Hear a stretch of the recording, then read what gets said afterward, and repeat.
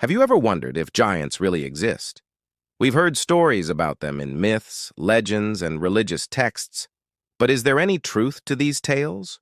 Could it be that giants once walked among us and ruled the earth? In this video, we're going to explore the possibility that giants did exist and try to separate fact from fiction.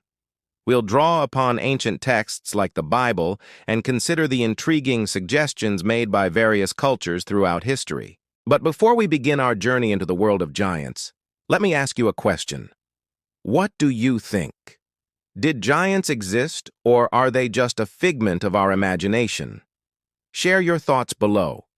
The idea of giants has captured the human imagination for centuries.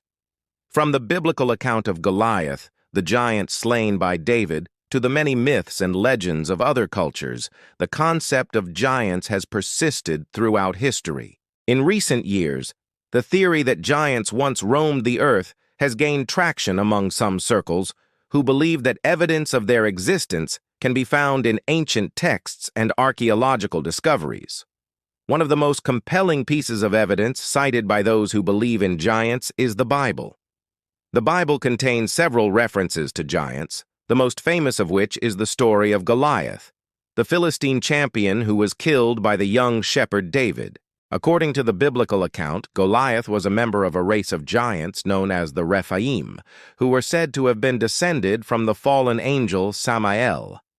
Another giant mentioned in the Bible is Og, the king of Bashan, whose bed was said to be so large that it required 12 men to carry it. But the Bible isn't the only ancient text to mention giants. Other cultures also have their own tales of giants. For example, the Greek poet Homer described the Gigantomachia, a battle between the gods and the giants.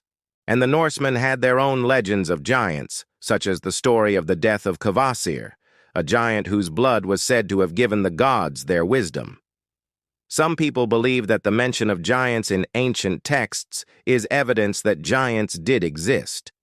They point to the fact that the stories of giants are found in cultures all over the world and throughout history as evidence that these stories are based on real events.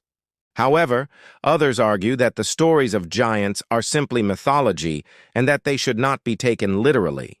They point to the fact that the Bible also mentions other fantastical creatures such as dragons and unicorns, and that these creatures are not real. Therefore, why should we believe that giants were real?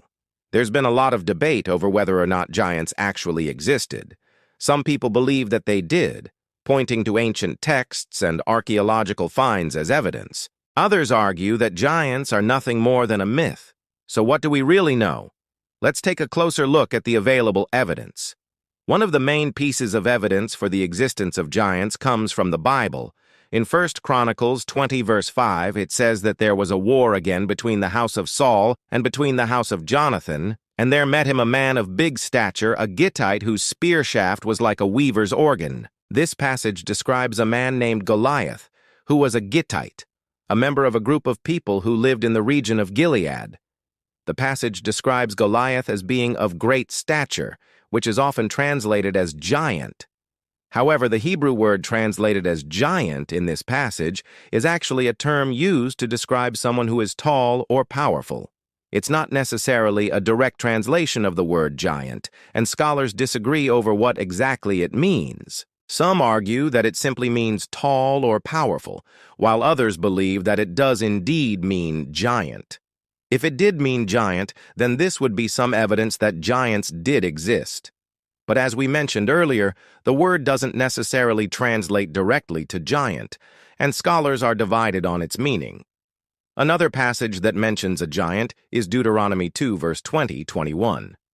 And when we turned to go, we saw in the open field 2 large pieces of that molten metal like 2 mountains. Then we asked the local inhabitants about them, and they told us they were giants. I know it sounds scary.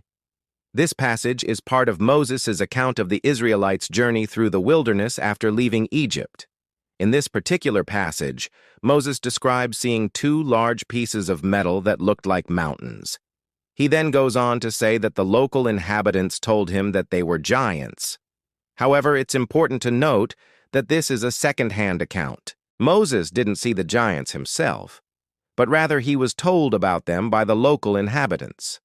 In addition to biblical references, there are also several archaeological findings that have been cited as evidence of giants. One of the most famous examples is the so-called basalt column, a large stone pillar that was found in the ancient city of Shiloh in Israel. The pillar is over 7 feet tall and weighs several tons, and some believe that it was used as a boundary marker for the land of the Rephaim, the race of giants mentioned in the Bible. However, there is no concrete evidence to support this claim, and the basalt column could have been used for other purposes. Another piece of evidence that's sometimes cited is the discovery of human bones that are unusually large. In 1869, a farmer in the Ottoman Empire discovered a human skeleton that was over 8 feet long. The skeleton was later studied by scientists who determined that it belonged to a man who was around 35 years old at the time of his death. While this discovery is certainly intriguing, it's important to note that the skeleton was found in an area that was inhabited by a group of people known for their large stature. Scientists concluded that the man was simply unusually tall, not necessarily a giant. While the Bible and other ancient texts contain many references to giants, they should be approached with a critical and discerning lens. The stories of giants may have been based on real historical events, but they may also contain elements of mythology and folklore. It's important to keep in mind the historical context of these texts and the cultural beliefs surrounding giants in order to get a better understanding of these stories. It's also important to note that the Bible was written in Hebrew, and the original language can sometimes be interpreted in different ways.